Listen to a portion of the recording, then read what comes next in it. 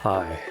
Thanks for being here, guys. This is going to be very, very different today. It's going to have a different tone, very different pacing, but I really wanted to bring this to your attention. It's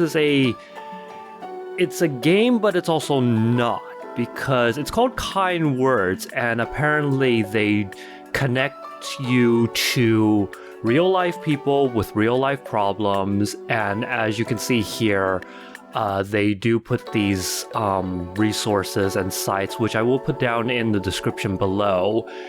And from my understanding, I haven't started it yet, but it's basically an opportunity to write letters to actual people around the world to address and respond to whatever problems they might be having in their lives, whether it's big or small. And I was really debating on actually doing a video for this, because it is kind of like, why are you trying to milk content out of this? You know, this is parading people's problems for the sake of views in a way. Let's be very, very clear here. But my aim is to embrace the vulnerability, especially nowadays, you know, with this rise of accepting and being more open with mental illness and people's problems that they have in life. Again, no matter how big or small it might be, you know, it could be ranging from just somebody having a really, really bad day to suffering from some sort of lifelong psychological and maybe even physiological affliction that really impacts their day-to-day life. So this is something that really kind of resonated with me, because I've talked about this before too. Hello, I'm Ella, and I'm new in town. I'm going to be going back and forth. I'm your new male deer. I'm your first male deer. My job is to carry letters back and forth between people who need cheering up, which is only everybody. And here's really let me just go ahead and adjust the volumes for one moment. This is the main reason why I can totally get behind a project like this. I'm not even going to call it a game. I'm going to call it a project. And there's just, we're mired in negative news, right? Negative events and headlines that are designed to fearmonger and create division and just, you know, grift people. And to me, that's completely unnatural. All right, and I say it's unnatural because let's consider a basic human instinct, which is when you see somebody suffering, you know, like let's say you hear a baby cry, right? Your initial instinct, normally your initial instinctual response is to provide some sort of comfort, to provide security and warmth and do what it takes to end that suffering, no matter how small, no matter how momentary.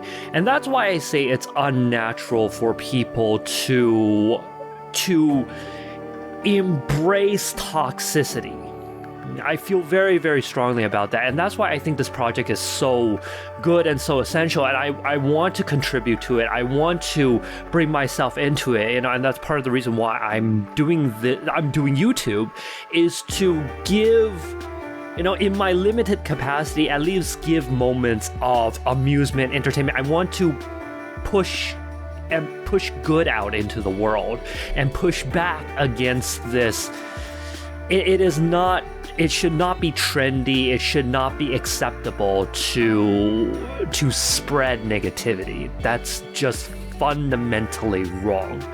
Because everybody gets sad or scared. I'm even a little nervous about my new job here. I don't suppose you'd write me an encouraging note, please? Oh, you're such a dear. As somber as the tone of this is going to be, I cannot help but be a little hints of my normal silly self that I deliver to myself. Dear, I'm so excited for you. Just think of, huh? Oh, okay, so. Oh, okay. Well, technically, it's just a sample, right? I'll just do it. You're such a dear for dearly... Can I do another dear? No, for dearly sending these dear letters to dear people over here and dear her.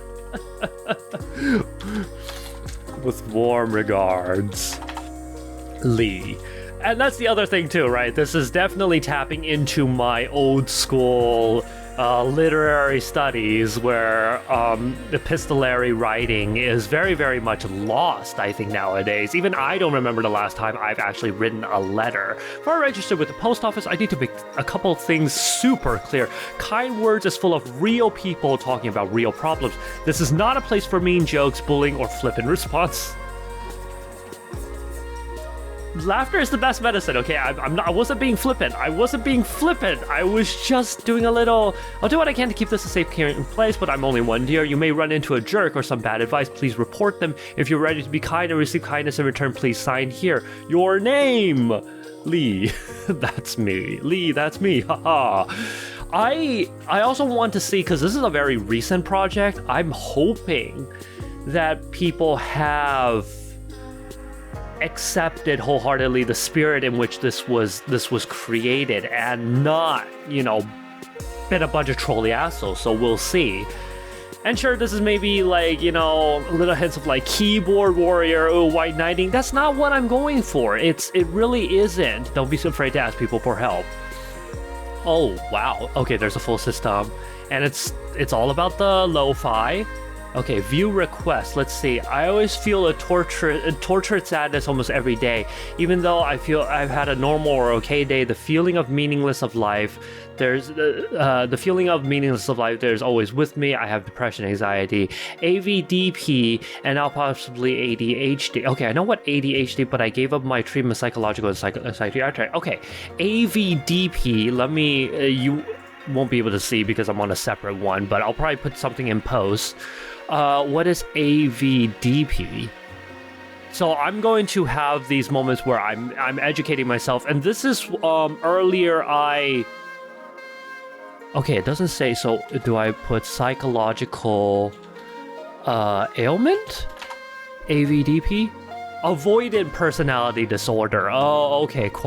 Have chronic feelings of inadequacy, highly sensitive to being negatively judged by others, so they would like to interact with others. They tend to avoid social interaction due to the intense fear of being rejected by others. Got it.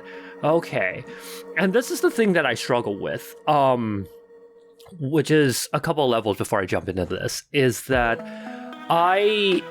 there's this weird sense of guilt, in a way, where I can be sympathetic to a lot of people's plights, but because I've had a relatively normal upbringing and I don't have these kind of debilitating psychological and sometimes physical, right? Because it's both mental and bodily ailments that can really negatively impact people. It's hard for me to 100% fully empathize with them. I cannot step into their shoes, no matter how much I want to provide care and compassion. There's always going to be this fundamental disconnect between me and them, right? And so I have to find these ways to bridge that gap so that they get the care that they're looking for. And the other thing that I have to struggle with, and that I think everybody has to struggle with, is that you're not always going to have the right answer. It is a very terrifying position to be in. That position of being the helper, the one that somebody has come to you from a very vulnerable state of being. And it's this feeling of dread where it's like, oh God, what if I say absolutely the wrong thing? What if I completely fuck up and they start spiraling even more? And it's like I'm now responsible for their well-being, for their mental and physical well-being. And that's why, A, it's not for everybody to do, and B, you shouldn't jump into that kind of situation to take on the weight of somebody else's life and their problems. I fully believe it doesn't make you heartless. It's because you're setting a boundary for both your and the other person's sake, right? Because if you make a terrible mistake, it's like a negative feedback loop, right? Now you're left with the situation worsening for them and for yourself. So I think you have to accept that there are these limits, that no matter how good your intentions are, you're gonna stumble, they're gonna stumble, you're not going to be fully equipped to handle it, they're not going to be able to fully, convey their situation and their problems in a way that's a smooth communication, and for there to be a solution. Well, really, like, how many times it's there? That's the other thing too, right? Because there's not always going to be a solution, and that's one of the hardest things that you have to come to terms with. So let's take a look here. I feel almost a torture sadness over every day. I have depression, anxiety, and possibly ADHD, but I give up my treatment, psychological and psychiatric. Okay. You're going to write your first letter. How exciting. Remember, you can't solve... There you go. You can't solve everyone's problem, but you can always let people know you hear them and that they're not alone. And while people can't reply to your letter, they can thank you with a sticker. Okay, so here's the thing too with this project, which I do appreciate, is that you just reply, and it's not establishing a continuous system like a pen pal system where you're constantly doing a back and forth. It's more like it's a note of affirmation. Right? It's a moment of acknowledgement, and then that's it. It's kind of, there's this no strings attached. If you'll forgive the phrase, right? Because that's the other thing, similar to what I just talked about. There runs the risk, and there is a risk of getting trapped in another person's problems, where it's like, okay, now since I've opened this door, right? I've opened it. Now I have a responsibility to see it through. And I'm glad that Kind Words, this project, is kind of like, no, here's a line. Here's a line and we won't cross it. Okay, because they acknowledge exactly what I'm talking about. Not everybody is equipped to handle it. Okay, so Dear D, and I'm going to keep this in real time. This is not going to be up to everybody's taste. This video is the whole pacing of it. I'm going to do minimal edits and everything, probably even no edits, just to keep it as raw and as honest as possible. So you're going to see me stumble. You're going to see me pause a lot. Dear D, I have depression, anxiety, possibly ADHD. I fear torture, sadness almost every day. Even though I had a normal or okay day, the feeling of meaningless of life is always with me. Okay, so I think it's very tempting to start off with things like, I'm sorry to hear. And I have very, very mixed feelings about this phrase. I'm sorry to hear about your situation. I'm sorry that you're going through this, because it's like, well, I'm not at fault for one, but it's more like, does the phrase, I'm sorry for your loss, I'm sorry for your troubles, I'm sorry to hear about your problems, is that sufficient? And I think you need to add a little bit more to that, right? I think I'm sorry should be, if done right, if it doesn't get... What's the word I'm looking for? It's like it's overused, right? It's like a token platitude, right? It's like thoughts and prayers, almost. God, I hate that phrase. Oh, thoughts are prayers are with you. Oh, God. Okay. I'm sorry to hear that you feel, not that you feel that you're suffering, because to them, even though they feel it, right? Because here's the other thing that I dislike here. It's like, I'm sorry you feel that way, right? Like the non-apology thing. It's almost like it invalidates their feeling, right? You can't step in another person's shoes. So who are you to say that it's only, just because they're feeling one way, right? Doesn't mean that it's not equally as valid as the things that you feel. Right? And don't get me wrong, I had to learn that the hard way myself growing up, where I had this very arrogant feeling of like, well, I can feel this way. Why can't you? Why can't you get over it, right? And I do, and I am sorry for that. I am sorry. Well, there we go. I'm sorry. I am deeply sorry for the people who were close to me, who needed that moment of care. And I would have these thoughts of like, well, why, if I can work through this, why can't you, right? So all that's built in to that whole, I'm sorry to hear that you're feeling that way. So I try to be careful with things like that. I'm sorry to hear that you're suffering almost every day from feeling like there isn't much point to life.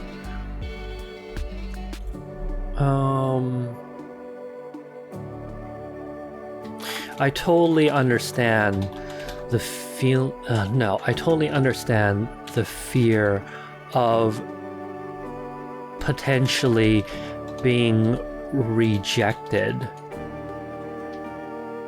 I think we all do deep down just want to be seen and heard, at least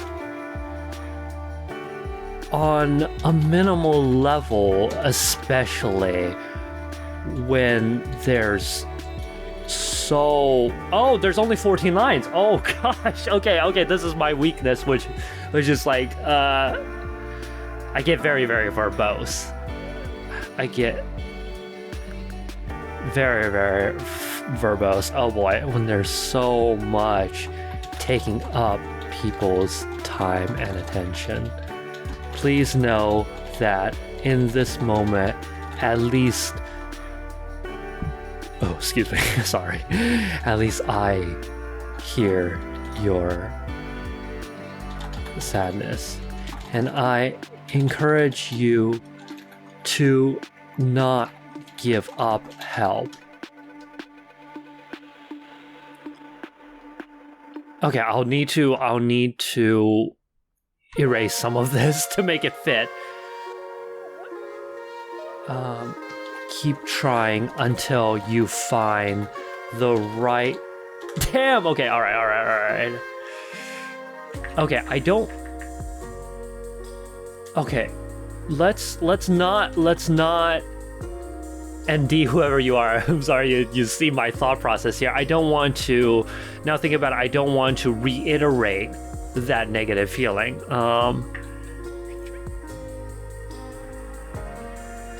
Yeah, okay. Keep trying until you find the right resource out there that fits you. Right. And again, this is where, first of all, it's also hard because I have to keep it within 14 lines.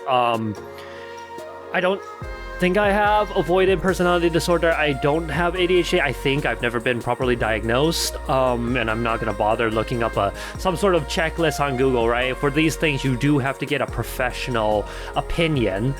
So it's hard for me to even begin or address, but I just want this person to know that, what I really wanted to say was like, focus on, especially the days that are normal or okay, maybe I should.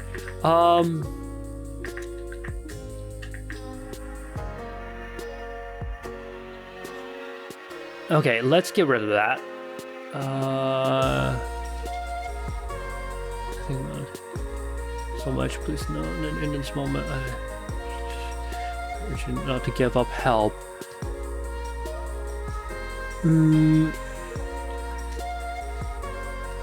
Meaning is found in the moments. How do I make this concise? I want to say life is meaningless in and of itself.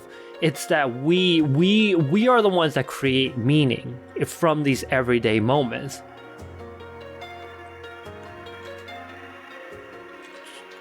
To focus on. You know what? I think that doesn't fit there.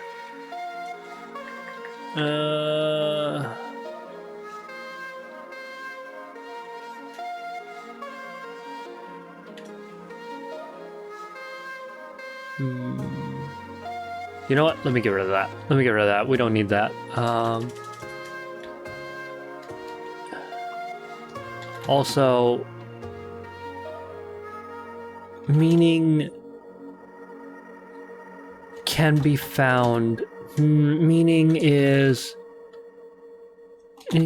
found in the moments that you choose to focus on. So even in your okay days, I encourage you to focus. I encourage you to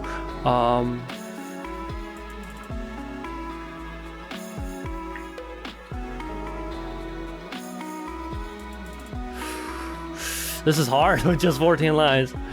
Encourage you to focus on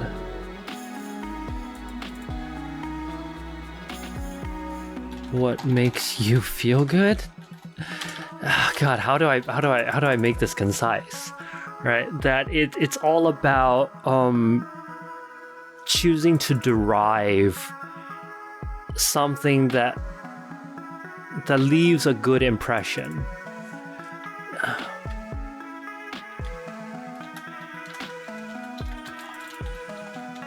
No matter how small. God, this is really hard.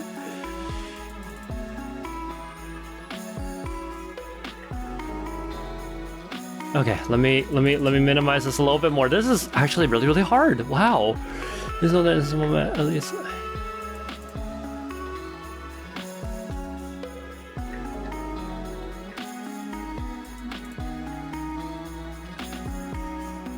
You know what? Focus on what left a good, no matter how brief.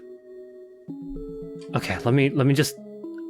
Otherwise, I'm gonna keep thinking about. I'm gonna keep like redoing this. Like I can make it better. I can make it better. You know, and it's probably not officially part of my job, but I can't help it. I've got this hobby. Can I tell you? I've been making mixtapes, one song at a time. Wow. Oh, okay, Czar. They're probably helping to advertise the lo-fi songs that are in the background. So here we have Soft Focus by Clark Abode. There we go. I like that they're doing that. Click the radio to change the music. Awesome. Okay. So obviously, as you just saw there, that took a long time. How long has it been? Yeah, it's already been like 24 minutes that I've been recording, so this is going to be a long one.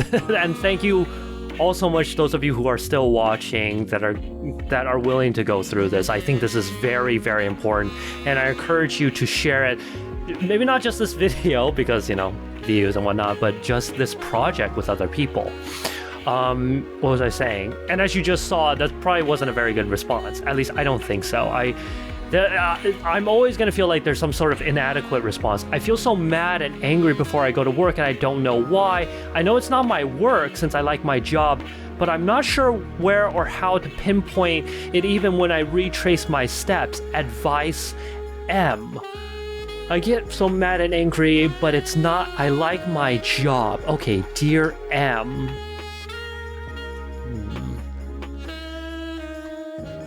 Before I go to work. Okay. Okay, there could be a variety of factors here.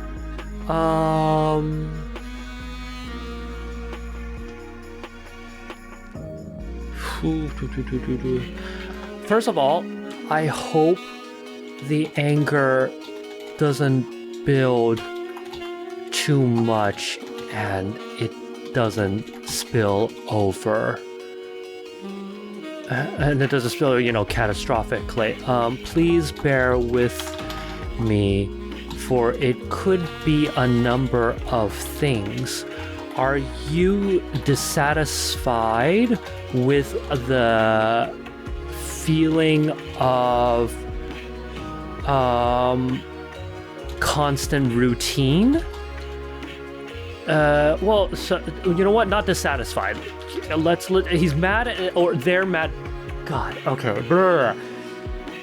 30 years growing up in a heteronormative, gender studies are really only ramping up in the past like couple of decades. So I will default to male pronouns, and that is a huge problem, and one that I am conscientiously trying to address, because I am thinking out loud, and it's decades worth of social conditioning that I'm struggling to shed to keep up with the times. I'm old, I'm old, but I don't want to be those old useless people that just are stubborn and don't change. Change is natural. Change needs to be embraced. Change is found in nature. Are you frustrated with the feeling of constant routine? Is something happening before you go to work in your home or environs? Are you getting enough and proper sleep, right? These are just a few things to look at for now, but I hope you find the answer soon, and that in the meantime you have a healthy way to dispel this anger each day, right? Because for the short term, that's the most important thing, and that can be like, before you go to work, there's this thing I want to get for myself, because I have anger issues at times, where there's this like rhythm game that you attach to your wall and then you like punch it, right? I really want that. It's actually Cherry Kirby that showed me that. I'm like, oh, this is perfect for me because I love rhythm games. So maybe that a good breathing exercise before you leave for work, after you've had breakfast, wake up a little bit earlier, go to sleep a little bit earlier. Not just the M, of course, but anybody else who might be in the same position. Just that there's this, Anthony Padilla, the guy who does all the, of course you guys know Anthony Padilla. What am I talking about? You're on YouTube. He did this interview with Shaolin Monk, and they did this really, really cool breathing exercise where it's just like this.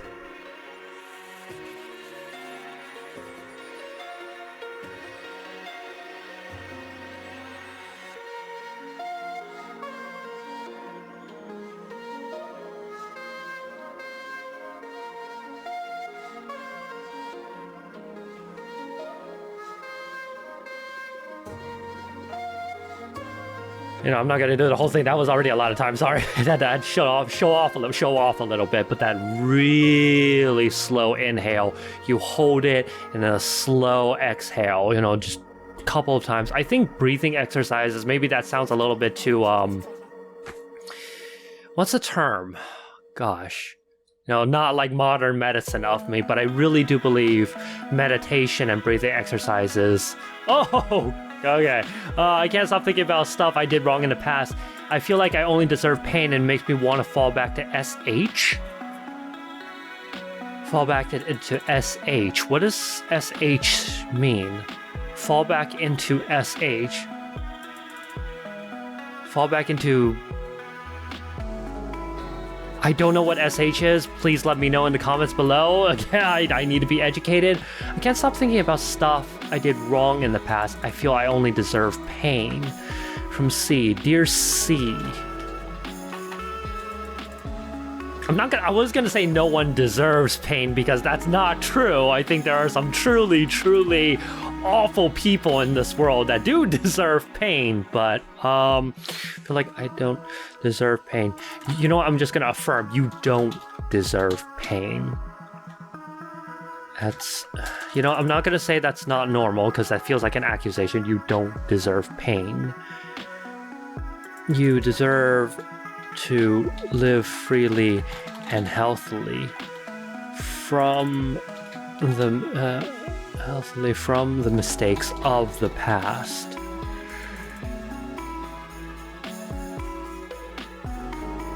We all have to make mistakes to get to where we are because we need to learn from them so as to not make those errors again.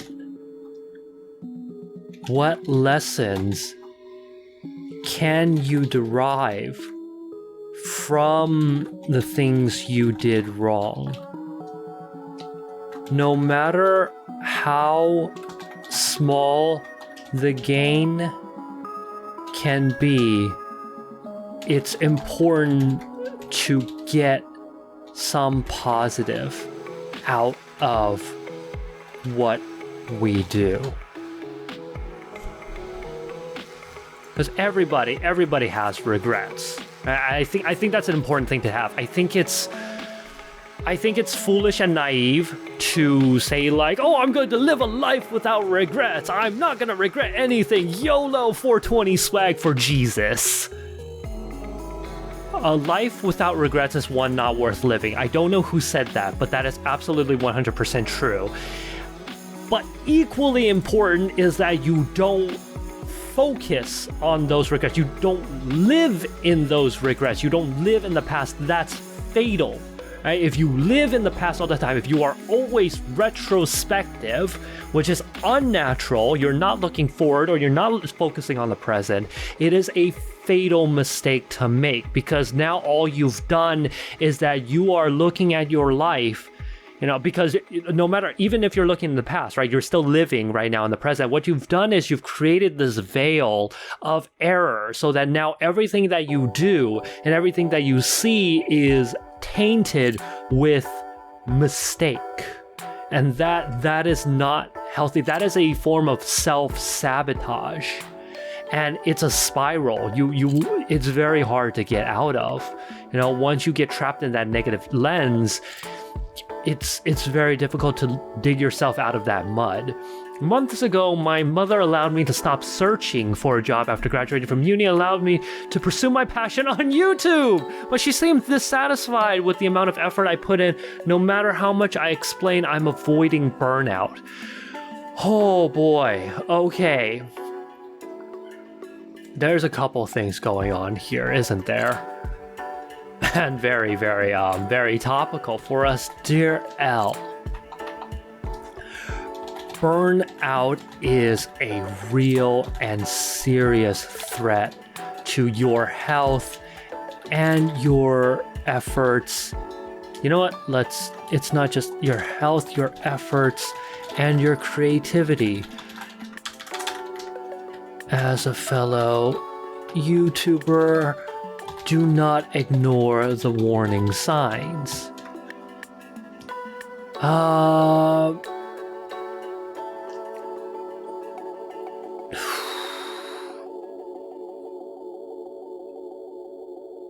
Validation from others is part of why we do what we do, but the most important metric is yourself. Your efforts are what should matter most to you.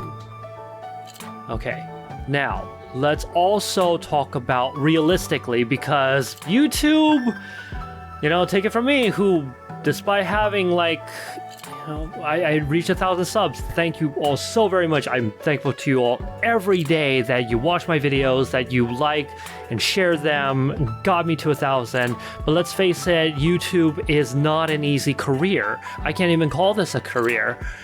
So now, realistically,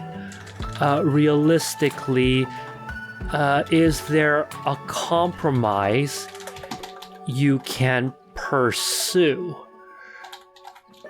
Is there a compromise you can pursue alongside your YouTube dreams, which are important, right? Again, fellow YouTuber, I get it. Can you balance a part-time job as well? Right? Just find, even if it's like in the gig economy, which I don't necessarily recommend. I only recommend in the sense that it's the most accessible, because you create your own hours. You know, there's a lot of, between like Fiverr and even Indeed. There is Indeed. No, wait, what was the other? Anyway, there's a lot of like gig economy sites that can help you connect to people who are looking for these jobs. You've created your own hours, but I would still try to push for a part-time job so that you at least get work benefits, so that can go towards something like Social Security or things like that, you know, a proper W-2, something like that. But yeah, just that I feel like is the most realistic thing, even though I do want to encourage people to pursue their dreams, which is what I'm doing too. But you gotta strike that balance no matter how hard you have to work, right? Many years ago, I can have a 10-day vacation, but now I can only have a 6-day vacation. I was oppressed. I don't want to ignore any of these because, again, everybody's problems is valid. Years ago. But God. Okay, I did say I was going to be raw and honest as possible, right? And my first gut response was, you know, and I don't know how likely it is for H to see this, but I'm not going to take it back. My gut response was, at least you get vacation days. You know, 6 days vacation, that's a pretty long time, all things considered, right? So to call it oppressed, God, and I really want to put that, because it's not really helpful, because like to say you're oppressed is such a hyperbole, right? Oh God, you know what? I will put that. Ding me for it as much as you want, but I did say I was going to be raw, as honest as possible, and that's really how I feel. So, first of all, I do hope that even with 6 days of vacation, you are able to relax and recharge adequately, and that you have a wonderful time. Because I do. Vacation is very, very important. However, to lose 4 days, to go from 10 days work to 6 days is hardly oppression.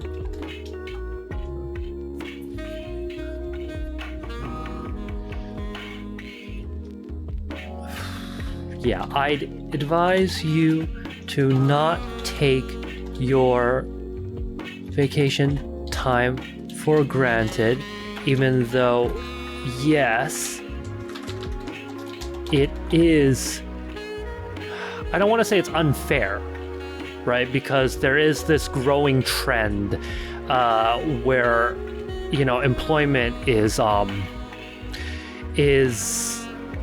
constantly finding ways to cut corners, shall we say, at the expense of workers. Even though, yes, it is BS that your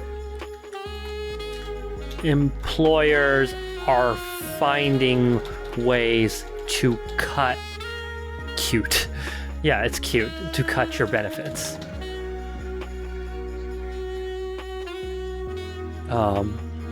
But yeah, I'm just gonna leave it there because this one really bothered me. This one really, really bothered me, right? And it's hard because it sounds like I'm going back on my words, right? Where it's like, no matter how big or small, but that one just like, you're not oppressed, buddy, you're not. Had a falling out with my friend and the rest of my friend group agrees with my side, but choose only to support me in private while enabling the other person. I wish I had friends who would stand up for me. Ooh, okay. Oh, this one's hard. This one's really hard. Had a falling out with my friend and the rest of my group agrees with my side, but only choose to find Dear P. I'm sorry you're facing this very difficult position. No, not that you're facing, you're in this very difficult position with your friends.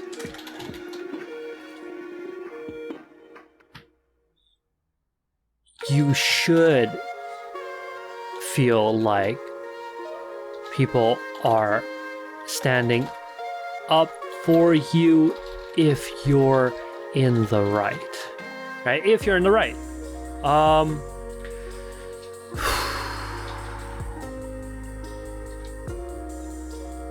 And I don't want to give idealistic answers. I want to give real answers. Hard as it is, this is an opportunity to see who will actually stand up and do the hard but right thing. I would say call them out.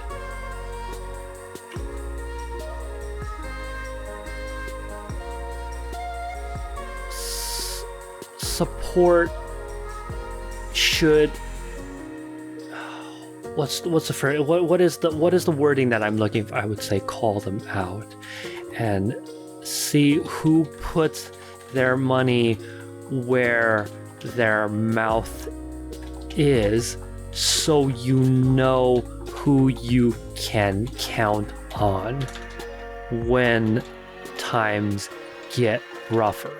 Right? Because this is a hard situation where you have this group, and if you agree in private, why not also agree in public? You know, why not stand up for this person and call out the other one who has... I'm making assumptions here because I don't have all the details, but this, I think, is very important if you're going to be a friend to somebody. You know, you need to be able to say, like, hey, if I'm going to give you my support, you know, it can't be half-assed. Right, I think that's a really, really important thing to know, like who around you, because I live by a certain tenet, which is like the 5 people that are closest to you, friends in your family, right? The 5 people that you consider the closest are the ones responsible for like who you are, who you develop, what traits you're going to have, what goals you're going to have. I think there's a lot of truth to that. But yeah, call them out, see who puts their money where their mouth is. Now,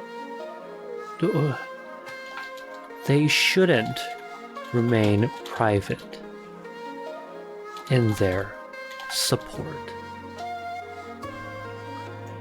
And again, may not have been the right thing to say. I don't have any idea, and this is very much hearing one side of the person's story, right? There's 3 sides to every story. There's my side, there's your side, and there's the truth. Right, the objective truth, and that's something that we all have to keep in mind. And count on me to deliver this letter. How are we? Wow, we've already gone 45 minutes. It's gonna be a long one. Thank you so much. Let's do one more. I built a very impressive mentality over the years, only to have sacrificed all my mental health to survive horrible depression. Now it's like I'm starting all over again. Everything I did all the time, becoming who I was, just to lose it all in such a brutal, unfair way. Y from C, just to survive mental. Dear C, well done surviving that. Well done.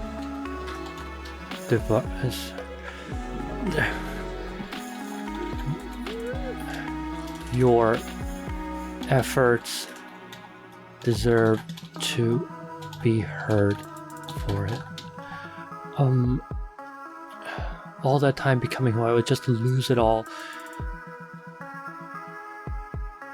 You didn't lose who you were because you were able to build it up in the first place. It was an energy that got depleted, unfortunately. unfortunately. But you were strong enough to build it in the first place and strong enough to make it through last year. I hope another depression doesn't hit any time soon. But I know you can regain that mental fortitude once again.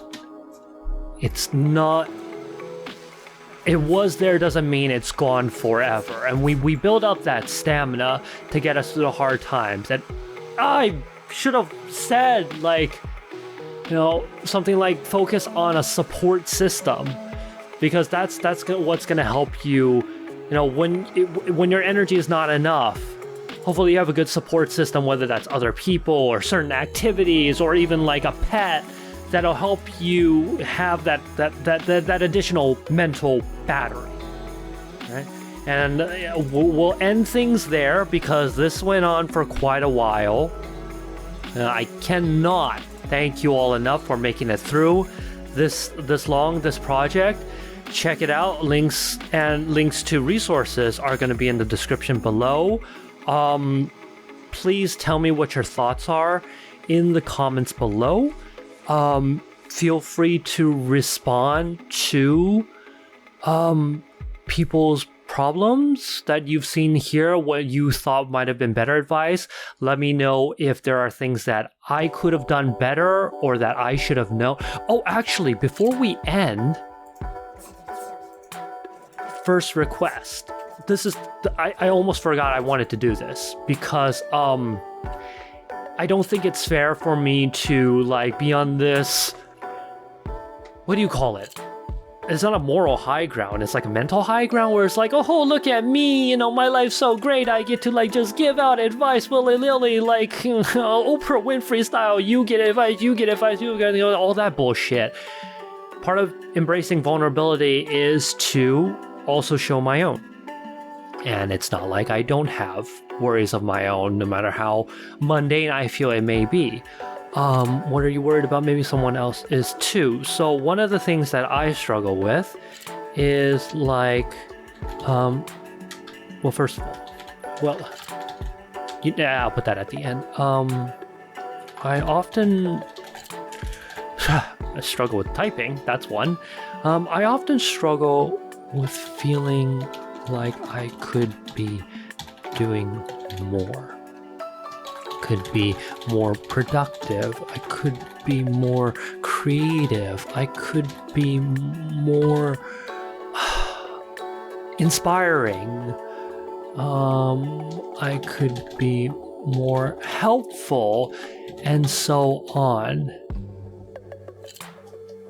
And yet, not only do I feel unable to complete all that, I often lack the dedication and drive. And I know that this is just really a discipline thing, right? But I could only do 7 lines, but it's the feeling of like it's not enough. There's got to be more. There's got to be more that like pushes to really go further and to really make more of an impact, right? Or just do one more thing in life. And it's just like, you know, part of that is discipline, it's laziness, but also it's the feeling, the anxiety of like it's still not going to be enough. And that's just one of my struggles. Again, it's probably really mundane, and it doesn't measure up to a lot of other people's really severe problems. But no matter what, you're not alone in them. There's always somebody out there who can connect with you, at least on some level, and I think that is what Kind Words does. So kudos to everybody behind this project. I highly encourage you to check it out. And if you feel like you're capable and willing, 100% willing, maybe you too can join in this network. Thank you all so much for watching. I hope you all take good care of yourselves. Standard send off to everybody.